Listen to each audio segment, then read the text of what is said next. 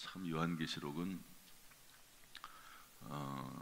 자세히 아주 처음부터 설명을 해놓고 있습니다. 도대체 요한계시록을 왜 썼냐, 무엇이냐. 우리 1절 2절 말씀 읽어보겠습니다. 1절 2절 다 같이 시작. 예수 그리스도의 계시라. 이는 하나님이 그에게 주사 반드시 속히 일어날 일들을 그 종들에게 보이시려고 그의 천사를 그 종 요한에게 보내어 알게 하신 것이라. 요한은 하나님의 말씀과 예수 그리스도의 증거 곧 자기가 본 것을 다 증언하였느니라. 요한계시록이 뭐라고요? 주 예수 그리스도의 계시. 2절에는 하나님의 말씀과 예수 그리스도의 증거. 예수님께서 계시하신 거죠. 그런데 누구를 통해서? 천사를 통해서. 천사를 보내셔서 요한으로 하여금 알게 하신 것, 또 2절에 보면 본 것 이렇게 되어 있습니다. 그것을 기록한 말씀이 요한계시록인데 그 내용은 뭐냐? 속히 일어날 일들을 그 종들에게 보이시려고. 앞으로 일어날 일들에 여기 속히라고 하는 단어를 썼습니다. 그렇지만 이 요한계시록이 쓰여지고 나서 벌써 2000년 정도가 지났습니다. 정확히 말하면은 1970, 80년 됐다고 해야 되나요? 그렇게 지났습니다. 이 문자 그대로 보면 이 속히라고 하는 말이 맞지는 않죠. 그러나 성경은요 이런 표현을 자주 씁니다. 그 이유는 뭐냐면 경각심을 가지라는 거거든요. 그리고 깨어 있으라는 의미를 가지고 있습니다. 예를 들어서 이 말씀을 딱 기록하면서 앞으로 5000년 전에 일어날 일이다, 그렇게 쓰면은 이게 경각심이 되겠습니까? 성경은 표현상 깨어 있기를 위해서, 또 예수님도 그렇게 말씀하시죠. 너희가 깨어 있어 기도하라. 시험에 들지 않게 깨어 있어 기도하라. 이렇게 말씀했기 때문에 이 속히라고 하는 단어 자체가 경각심의 의미가 있고요. 또 그리고 하나님 입장에서 볼 때, 우리 입장에서는 긴 시간일지 모르지만 볼륨 너무 높습니다. 조금만 줄여주세요. 조금만. 하나님의 입장에서는 하루가 1000년 같고 또 1000년이 하루 같다고 말씀을 하셨습니다. 따라서 우리의 시간과 하나님이 볼 때 속히와 우리가 생각하는 속히가 또 다를 수가 있습니다. 그래서 이런 부분이 우리가 이해가 돼야 되라고 보고요. 어쨌든 일어날 일들, 앞으로 일어날 일들에 대해서 하나님께서 미리 보내서 알게 하셨다 하는 것이 요한계시록입니다. 구약 성경에 나와 있는 예언서의 말씀이라고 보면 됩니다. 그 예언서의 말씀처럼 요한계시록을 하나님께서 보여주셨다 하는 거죠. 그래서 이 말씀들을 이제 오늘은 1장, 2장까지 봐야 되는데요. 1장에서는 서론, 이제 개요라고 볼 수가 있고, 2장부터는 이제 이 요한계시록의 말씀을 이제 보냄을 받는 사람들이 있잖아요. 요한이 썼고 천사를 통해서 기록하게 하셨고 예수님의 계시고 이런 내용들이 있는데, 그러면 이 요한계시록을 받는 사람들이 누구냐, 수신자가 누구냐 해서 2장부터 쭉 나옵니다. 에베소 교회, 서머나 교회, 두아디라 교회, 버가목 교회, 사대 교회 이렇게 되어 있습니다. 유럽의 이제 성지 순례를 가면은요, 이 교회들이 이제 남아 있습니다. 남아 있는데 사람들은 물론 하나도 없죠. 터만 남아 있습니다. 그래서 성지 순례를 가면 서너 시간, 어떤 때 7시간, 8시간, 어떤 때는 반나절 이렇게 가가지고 여기가 예를 들어서 에베소 교회입니다. 에베소 교회 터를 보는 거죠. 그러면 아무것도 없어요. 그냥 거기에 에베소 교회 터라고 하는 그런 흔적 조금 남아 있습니다. 그래도 이제 거기를 가는 거예요. 이게 에베소 교회다, 버가목 교회다, 두아디라 교회다 이렇게 가는데, 이제 7교회에 편지하는데 그 7교회는 뭐냐? 7가지의 유형을 가지고 있는 교회들입니다. 그 교회들에게 편지를 쓴다 하는 건데, 오늘날 우리 교회들이 이런 모습의 모습을 어느 정도 가지고 있다 하는 것을 알 수가 있습니다. 뭐 볼수록 오늘 봐야 될 내용들이 많은데요. 일단 오늘은 3절 하나만 좀 살펴보겠습니다. 3절 다 같이 읽어볼까요? 3절 다 같이 시작. 이 예언의 말씀을 읽는 자와 듣는 자와 그 가운데 기록한 것을 지키는 자는 복이 있나니 때가 가까움이라. 다시 한번 읽읍시다. 시작. 이 예언의 말씀을 읽는 자와 듣는 자와 그 가운데 기록한 것을 지키는 자는 복이 있나니 때가 가까움이라. 복에 대한 이야기를 하고 1절, 2절은 뭐 이제 그야말로 서론 중에 서론이고요. 딱 3절에 딱 들어가서 뭐라고 말씀하냐면 이 예언의 말씀을 이제 기록을 하고 7교회에 보낼 텐데 이 예언의 말씀을 읽는 자, 듣는 자, 지키는 자 복이 있다.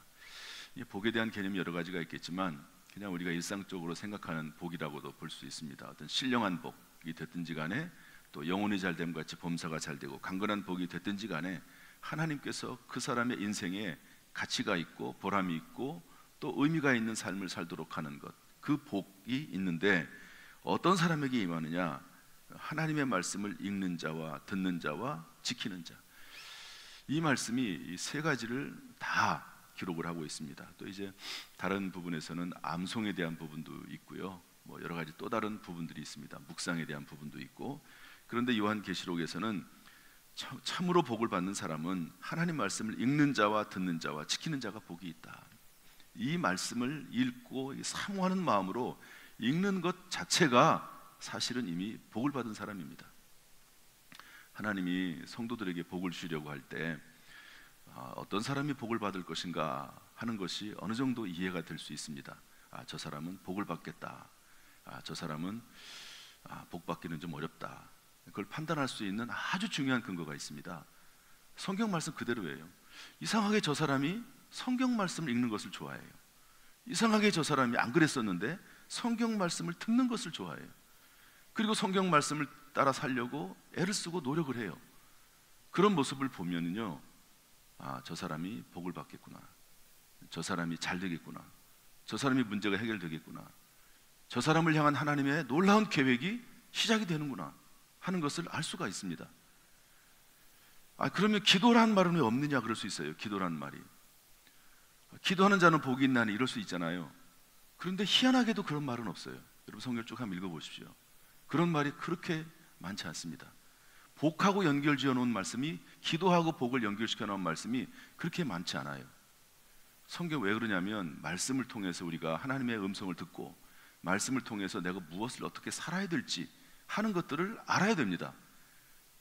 그래야지만이 내가 무엇을 실천할 수도 있는 것이고, 그래야지만이 내 인생에 분별력이 생기고 판단력이 생기는 것 아닙니까? 그런데 자칫 기도만 한다고 해서 되는 게 아니에요. 제가 기도를 폄하하는 게 절대 아닙니다. 가끔 무디 선생님의 이야기를 합니다.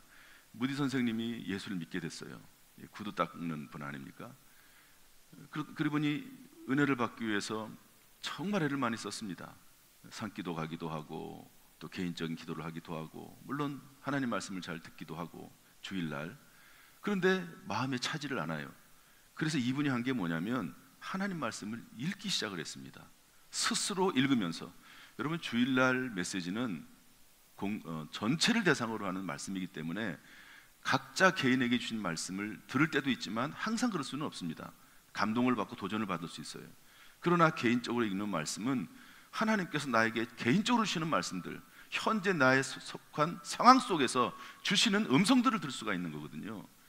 그러므로 하나님의 말씀을 개인적으로 읽어야 됩니다.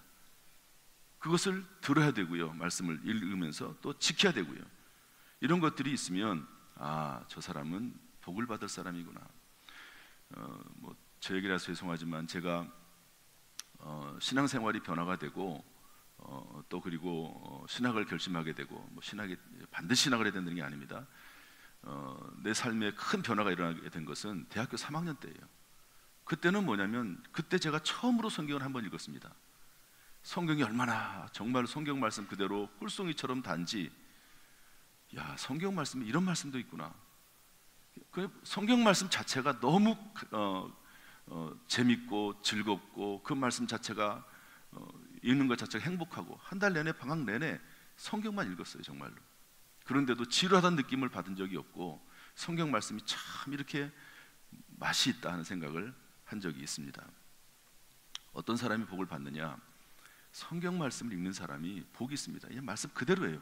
성경 말씀을 읽고 듣고 지키고, 또 우리로 이제 요즘 우리 교회 제가 강조하고 또 우리 교육자들이 강조하는 것 중에 하나는 성경 말씀을 읽기 전에 먼저 비우고 그 다음에 채우고 적용하고 서로 나누고, 이런 삶을 살다 보면 저 사람은 이제 복을 받을 사람이구나, 저 사람은 무언가 하나님이 쓰실 만한 사람이구나, 저 사람을 통해서 하나님 무언가 일을 하려고 하시는구나 하는 것을 알 수가 있는 것이죠.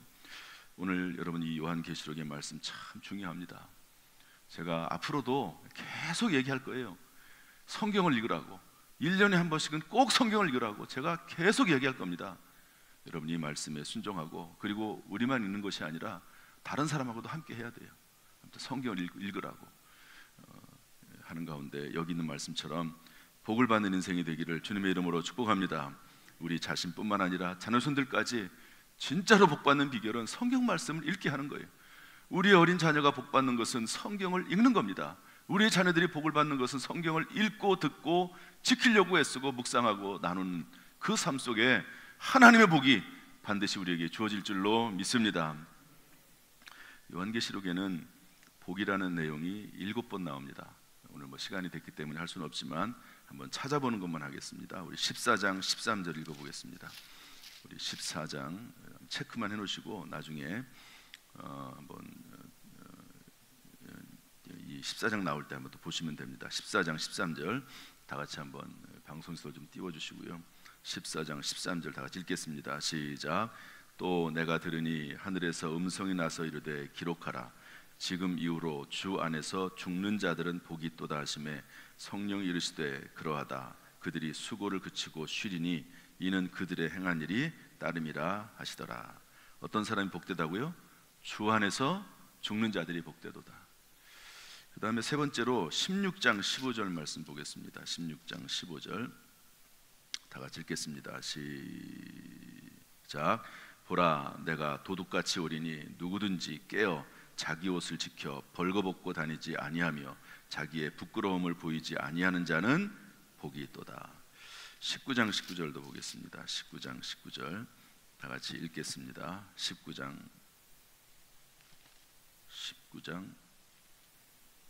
9절입니다. 죄송합니다. 19장 9절 다 같이 시작. 천사가 내게 말하기를 기록하라. 어린 양의 혼인잔치에 청함을 받은 자들은 복이 있도다 하고 또 내게 말하되 이것은 하나님의 참되신 말씀이라 하기로. 20장 6절 말씀도 보겠습니다. 20장 6절 말씀 시작. 이 첫째 부활에 참여하는 자들은 복이 있고 거룩하도다. 둘째 사망이 그들을 다스리는 권세가 없고 도리어 그들이 하나님과 그리스도의 제사장이 되어 1000년 동안 그리스도와 더불어 왕노릇하리라. 22장 7절 말씀 보겠습니다. 22장 7절 말씀 다 같이 시작. 보라 내가 속히 오리니 이 두루마리의 예언의 말씀을 지키는 자는 복이 있으리라 하더라. 아멘. 마지막으로 22장 14절 말씀 보겠습니다. 22장 14절 시작. 자기 두루마리를 빠는 자들은 복이 있으니 이는 그들이 생명나무에 나아가며 문들을 통하여 성에 들어갈 권세를 받으려 함이로다. 아멘. 이런 내용들이 이제 요한계시록에 나오는 복입니다. 참으로 온전한 복, 참된 복, 하나님 우리에게 주시고자 하시는 이런 복으로 충만하기를 주님의 이름으로 축원합니다. 이번 한 주간도 주 안에서 승리하시기를 주님의 이름으로 축복합니다. 하나님께서 은혜 베풀어 주시고 평강 주시고 눈동자처럼 지켜주시기를 주님의 이름으로 축원합니다. 기도하겠습니다. 하나님 아버지,